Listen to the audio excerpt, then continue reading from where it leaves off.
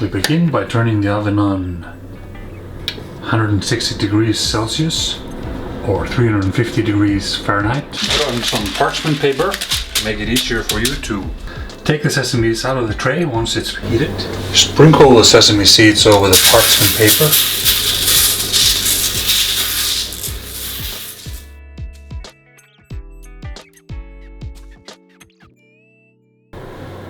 And put them into the oven.